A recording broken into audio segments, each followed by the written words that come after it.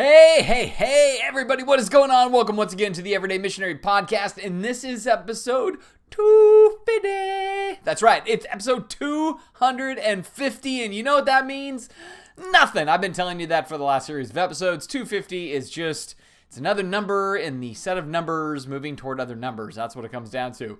But 250 is the one I'm getting back to after missing a week of the podcast. It seems like this summer has been that. I'm like, okay, I'm going to do them every single week. And then all of a sudden I realize I'm not doing them every single week.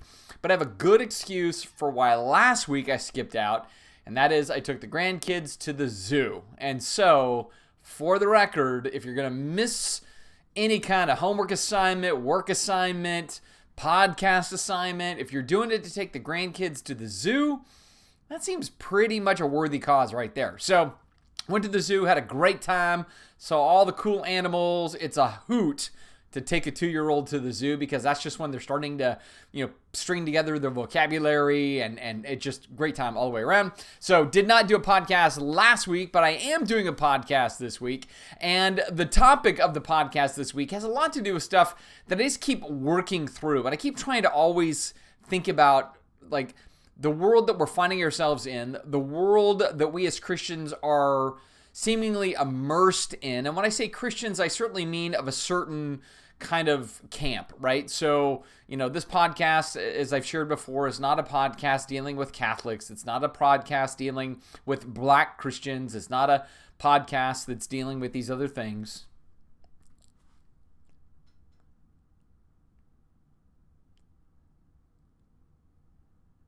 Hey, what's going on, everybody? Welcome once again to not only the Everyday Missionary Podcast, but this episode is the episode. It is 250. 250. Say it again. 250. 250 episodes. And you know what that means for us? Nothing. I've been saying that for the last several podcasts. So we get to 250, it just means we go to 251, skip right through it, just going to the next thing, right? But it's still kind of cool, right? We're like a quarter of the way to 1,000. That sounds impressive to me. You start adding up 250, you're like, that's a number of years if you're doing these every week. But I'm not doing them every week. I've missed some weeks, and one of the weeks I missed was last week. But I have a really good excuse, right? So sometimes when you miss a school assignment, work assignment, podcast assignment, you don't have a good excuse, right? But this one, brilliant, took the grandkids to the zoo. That is a good reason to miss something. Also, I've been filming other videos on the side about building finances and updates, and so those have absorbed more of my normal podcasting time. But if I'm really honest, it's because I went to the zoo with the grandkids, which is great, man. There's nothing more authentic and viscerally honest than to see a 2-year-old just mesmerized by lions and bears and giraffes and gazelles and all the fun stuff. So I had a great time doing that. So missed recording last week, but now we're back in the saddle, back at it. And that means I've had 2 weeks to think, which is really sometimes a beautiful thing, or it's a dangerous thing, depending on how you want to look at that. And I found myself, probably in the last few weeks, just continuing to think about how easily tempted we human beings can be. And even in that, how easily we are tempted in the realm of our fears. There's this aversion we have. In fact, even last week at Redemption Church, it was all about digging out of fear and the fact that, hey, fear is real. Fear is something we all face. Whether your fears are founded in facts or fiction, the emotion you sense is a very real emotion that you have to kind of work through.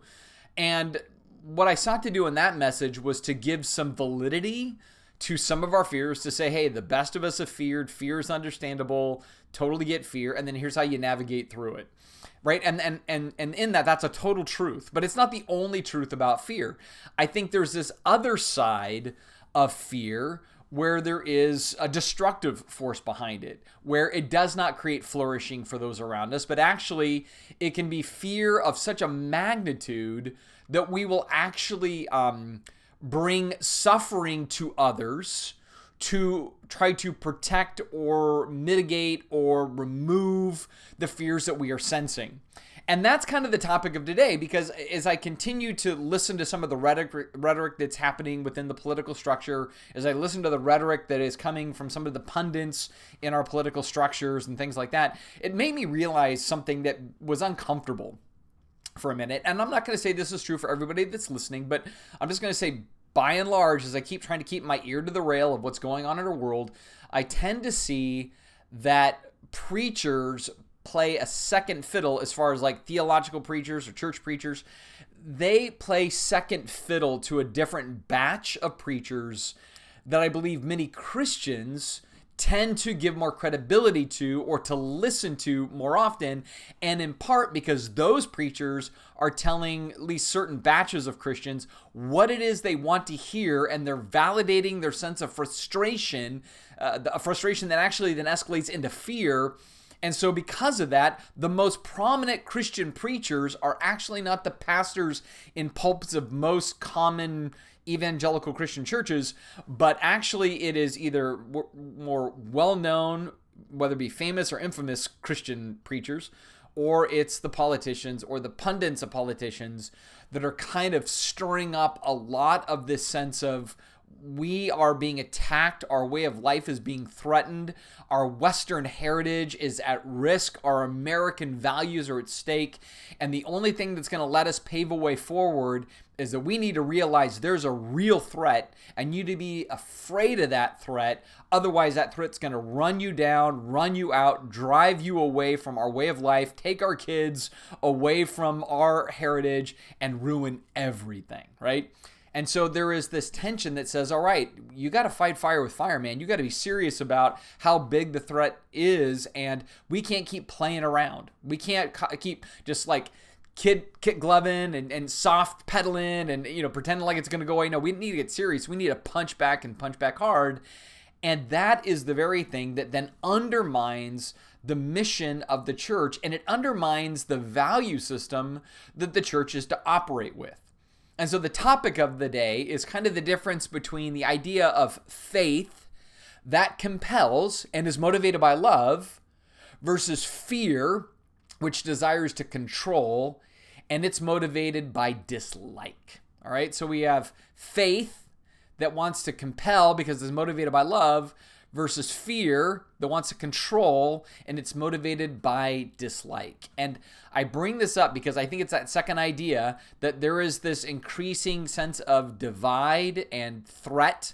And what I hear increasingly from politicians that call themselves evangelical Christian politicians, or pundits that call themselves Christian or evangelical pundits, and even again some pastors and prominent teachers, is I'm hearing way more like there's this whole segment of society that is sinful, that is un-American, that is, again, not holding to Western values, that wants to erode and eradicate everything.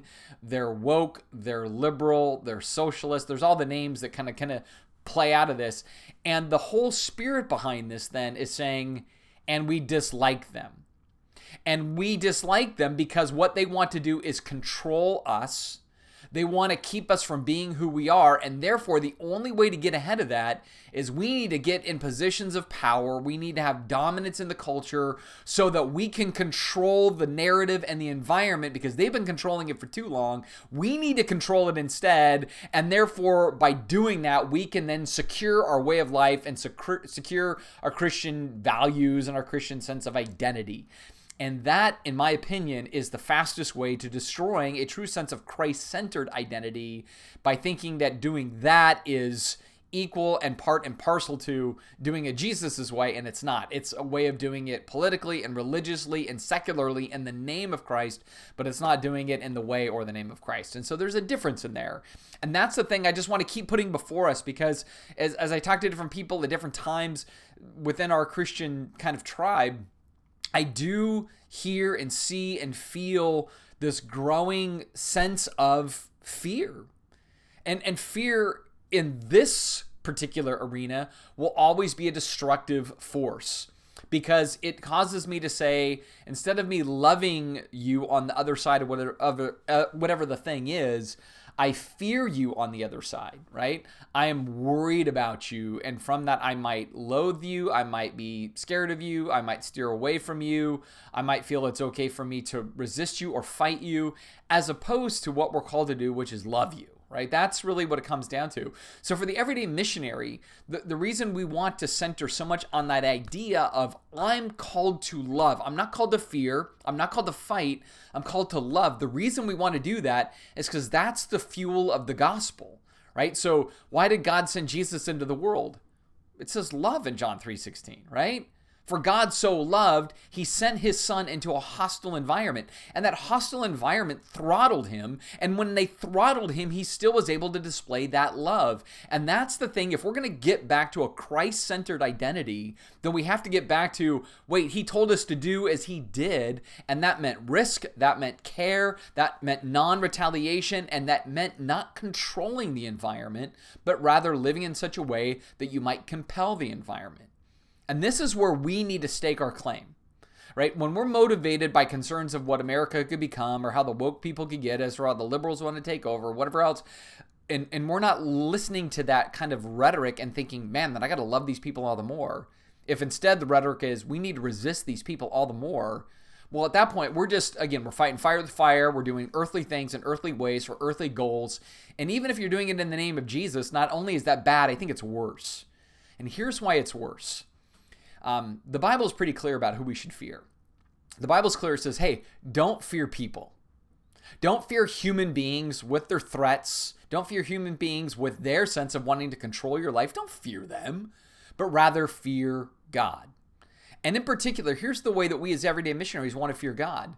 We want to fear not doing things the way Jesus tells us to do them.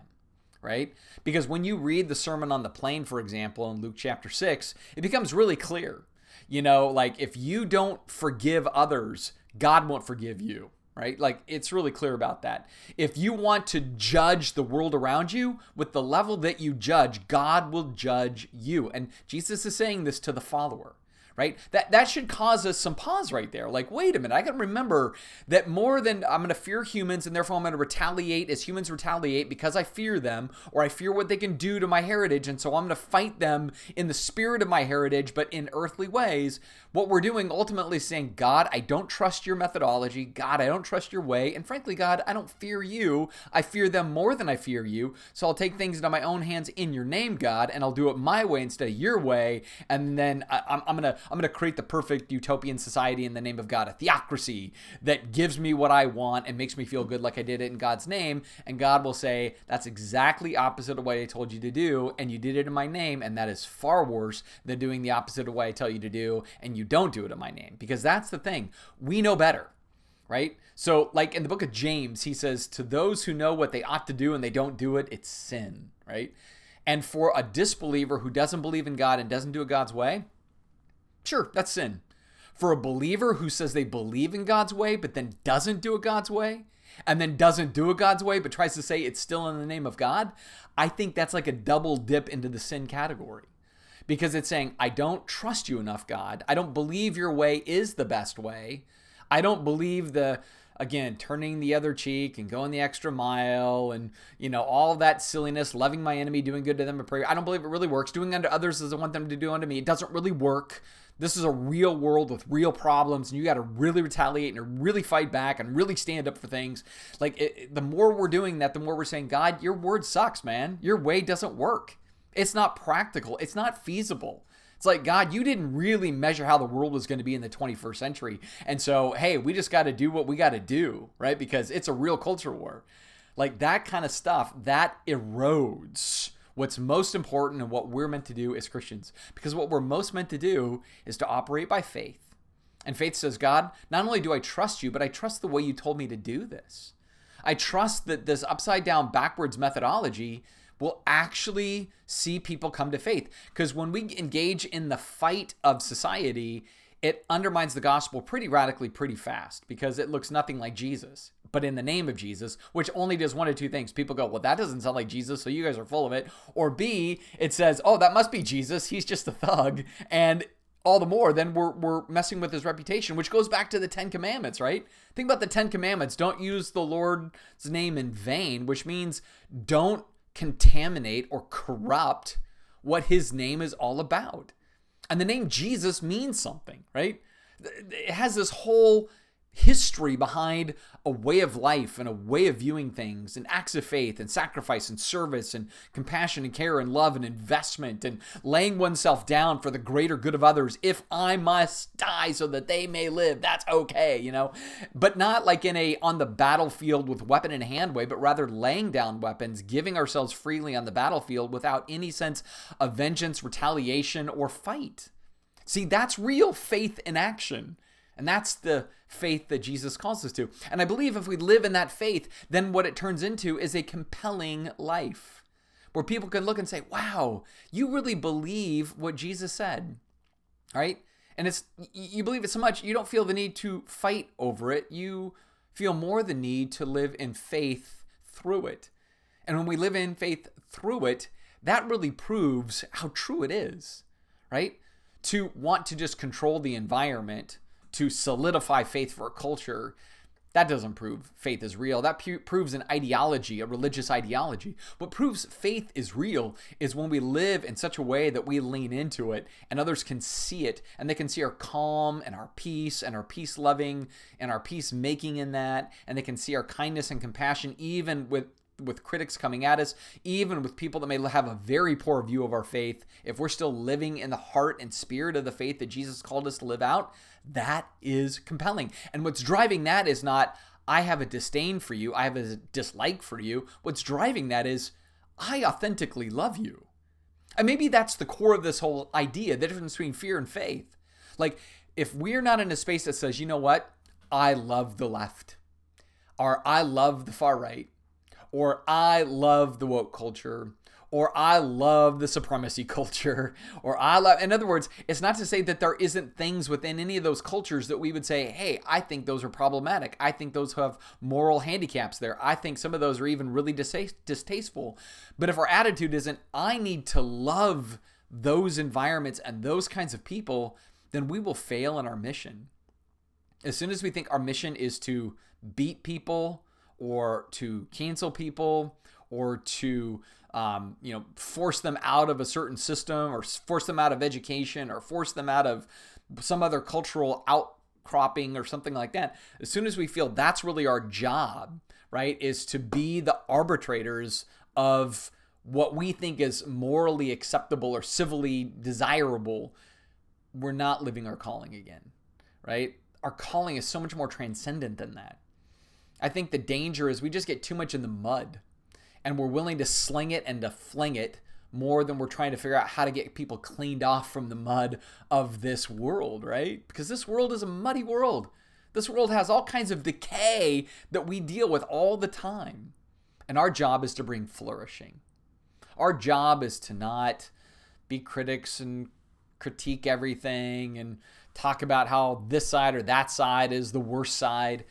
We got to figure out how to not get pulled into those debates, not get pulled into those viewpoints. Because again, the far left and the far right are both highly motivated by fear. And then there's those of us in the middle where the challenge is not whether we're on either one of those sides, but if we turn a blind eye to both sides, we go, my side is just going to be kind of crazy, or my side's going to be kind of crazy, and you just got to let them be crazy, whatever. No, we need to be above all of that and be like, no, our job is to peacemake all the sides, because our job is to love all the sides, because our job is to be like Christ to all the sides, because Jesus died, ready, for all the sides.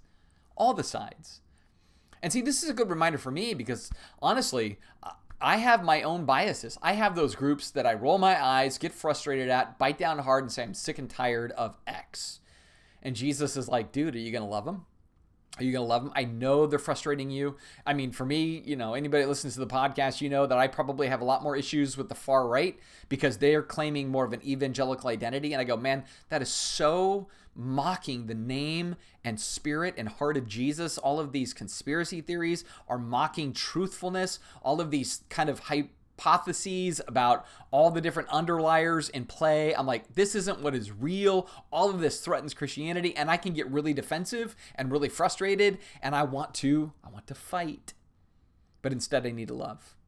Doesn't mean I don't need to try to talk through, convince, peacemake, but if my attitude is they suck, then that's a bad attitude for me.